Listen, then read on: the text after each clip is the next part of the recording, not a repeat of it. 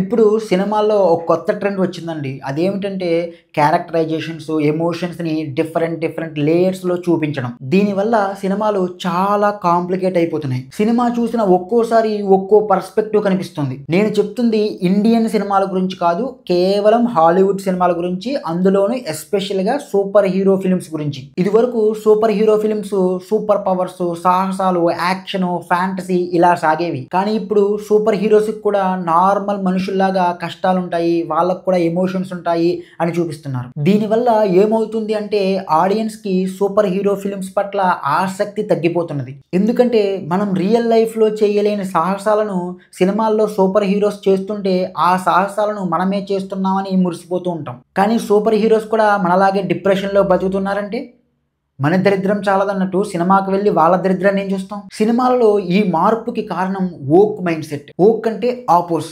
ప్రతి దాన్ని ఆపోజ్ చేయాలి. ట్రెడిషనల్గా వస్తున్న రూల్స్ అన్నిటినీ తప్పు అనాలి. అబ్బాయి అమ్మాయి పెళ్లి చేసుకుంటున్నారా, అది తప్పు. అబ్బాయి పెళ్లి చేసుకోవాలి, లేదా అమ్మాయి పెళ్లి చేసుకోవాలి. అబ్బాయిని హీ అని అమ్మాయిని షీ అని అంటున్నారా, అది తప్పు. వాళ్ళని దే, దెమ్ అని కేకేయాలి, లేదా ఎక్స్, వై అని కేకేయాలి. ఇలా ట్రెడిషనల్ వేస్ అన్నిటినీ ఆపోజ్ చేస్తూ వితండవాదం చేయాలి. దాన్నే వోక్ అంటారు. ఇప్పుడు వచ్చే సూపర్ హీరో ఫిల్మ్స్ అన్నీ కూడా వోక్ సూపర్ హీరో ఫిల్మ్సే. ఈ సూపర్ హీరోస్ వాళ్ళ యొక్క సూపర్ పవర్స్తో సాహసాలు చేయడం కంటే వోక్ ప్రవచనాలు, ఐడియాలజీలు మనకు అంతర్లీనంగా బోధిస్తూ ఉంటారు. అలాంటి ఒక వోక్ సినిమానే మన ఫెంటాస్టిక్ 4 సినిమా కూడా. సినిమా చాలా అంటే చాలా బోరింగ్గా ఉందండి.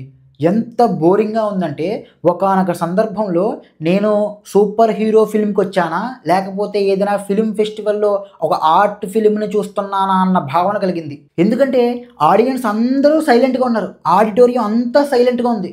ఉన్నారా చచ్చిపోయారా అన్న సందేహం. ఈ ఫెంటాస్టిక్ 4లో main character Reed Pedro Pascal చేశాడండి.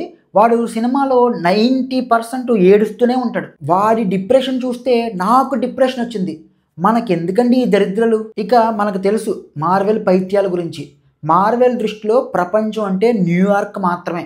ప్రపంచం అంతమైపోతుంది అంటాడు, కానీ వాడు న్యూయార్క్నే చూపిస్తాడు. న్యూయార్క్ కూడా కాదు, ఒక స్ట్రీట్ చూపిస్తాడు. ఆ స్ట్రీట్లో 100 మంది జనాన్ని పెడతాడు అంతే.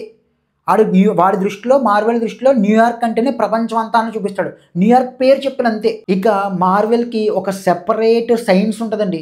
ఆ సైన్స్ని వాడు నలిపేసి పొట్లం కట్టేస్తాడు. ఈ సినిమాలో అయితే పైత్యం బాగా పెరిగిపోయి భూమి ఎర్త్ని ఏకంగా ఒక చోట నుంచి ఇంకో చోటకి మార్చేస్తానంటాడు.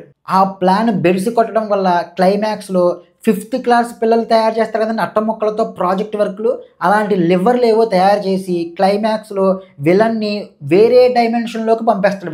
వాడి ఇష్టం. ఇది మార్వెల్ సైన్స్. వాడు ఎలా కావాలంటే అలా చేసేస్తాడు. ఆఖరికి బ్లాక్ హోల్ కూడా నలిపేసి పొట్లలో కట్టి జోబులో పెట్టుకుపోతాడు. అదే మార్వెల్ సైన్స్ అంటే. ఈ సినిమాలో రైటింగ్ ఎంత కన్వీనియంట్గా రాసుకున్నారంటే అసలు ఇష్టం. వాళ్ళకి ఎలా కావాలంటే అలా రాసేసుకున్నారు. సినిమాలో హీరోలు కలిసి ఒక ప్లాన్ వేస్తారండి. విలన్ని ఇక్కడ దాకా రప్పించి వారి యొక్క ప్లాన్, వాళ్ళు ఏదో సైన్స్ ఒక ప్రాజెక్ట్ అనుకుంటాడు. ఆ ప్రాజెక్ట్ ద్వారా వీళ్ళని వేరే డైమెన్షన్లోకి పంపేయాలనుకుంటాడు. కరెక్ట్గా విలన్ అక్కడ దాకా వస్తాడు. ఒక్క అడుగు వేస్తే విలన్ వాళ్ళ యొక్క ట్రాప్లోకి పడతాడు అనగా విలన్ అక్కడి నుంచి రాడు. అడుగు వేయకుండా వెనక్కి వేస్తాడు. విలన్కి ఎలా తెలిసింది? విలన్కి ఏమీ తెలియదు. అంతే, వాళ్ళు అలా అనేసుకున్నారు. ఒక డ్రామా క్రియేట్ చేయాలి, ఇంకొంచెం సాగదీయాలి కదా, వెంటనే అయిపోకూడదు కదా అని. అంటే కన్వీనియంట్ రైటింగ్ అది. అలాగని ఈ సినిమా మొత్తం కంప్లీట్ బ్యాడ్గా అయితే లేదండి. డైరెక్టర్ క్రాఫ్ట్మెన్షిప్ ఉంది అతనిలో. ఆ క్రాఫ్ట్మెన్షిప్ని చూపించాడు సినిమాలో. అతనికి మంచి మ్యూజిక్ టేస్ట్ కూడా ఉంది. ఈ సినిమాలో బ్యాక్గ్రౌండ్ స్కోర్ చాలా బాగుంది. సీన్స్ని చాలా బాగా ఎలివేట్ చేసిన బ్యాక్గ్రౌండ్ స్కోర్. అండ్ ఈ సినిమాలో నాకు ఒక్క విషయం బాగా ఎగ్జైట్ చేసింది ఏంటంటే విలన్ అండి. ఆ విలను వాడి ఆకృతి కానీ, అంత పెద్ద ఆకారంలో వాడి గెటప్, వాడి వాయిస్, వాడి యొక్క స్ట్రక్చర్ నన్ను బాగా ఎగ్జైట్ చేసింది. వాడు ఫస్ట్ ఇంట్రోలోనే నన్ను భలే ఎగ్జైట్ చేసింది. వాడు వచ్చినప్పుడు తప్ప నాకు సినిమా అంతా బోర్ కొట్టిందండి. వాడు ఒక్కడే ఈ సినిమాకి పెద్ద ప్లస్ పాయింట్ విలను. ఇలాంటి 2-3 ప్లస్ పాయింట్లతో మన సినిమాని అయితే వెళ్ళి చూడలేం కదండి. సినిమా కంప్లీట్ సినిమా ఉండాలి, ఒక ఎగ్జైట్మెంట్ ఉండాలి. సూపర్ హీరో ఫిల్మ్ అంటే సూపర్ హీరో ఫిల్మ్ లాగే ఉండాలి. అంతేగాని మీ యొక్క ఐడియాలజీని ప్రబోధించడానికి సూపర్ హీరో ఫిల్మ్స్ని వాడుకోవద్దు. ఆ ఎగ్జైట్మెంట్ ఇవ్వండి. ఈ సినిమాలో పెద్ద ప్లస్ పాయింట్ ఇప్పుడు అదే పెద్ద గగనం అయిపోయింది. ఈ వోక్ మైండ్ సెట్ డైరెక్టర్లు వచ్చిన తర్వాత వీళ్ళ ఐడియాలజీలు చెప్పడంలో ఉన్న శ్రద్ధ ఫిల్మ్ మేకింగ్లో ఉండట్లేదు వీళ్ళకి. కానీ ఈ డైరెక్టర్ కొంచెం నాలెడ్జ్ ఉండడం వల్ల ఏమో కానీ గ్రాఫిక్స్ అయితే బాగున్నాయండి. గ్రాఫిక్స్ మరీ వరస్ట్గా లేవు.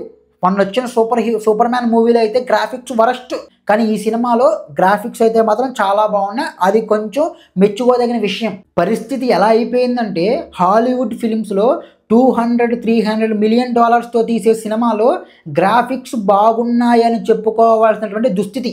ఈ వోక్ మైండ్ సెట్ డైరెక్టర్లు ఫిల్మ్ మేకింగ్ని ఎంతలా తొక్కేశారో మీరే అర్థం చేసుకోండి. ఇంకా ఫైనల్ వర్డ్ ఏంటంటే సినిమా చాలా చాలా బోరింగ్ అనిపించింది.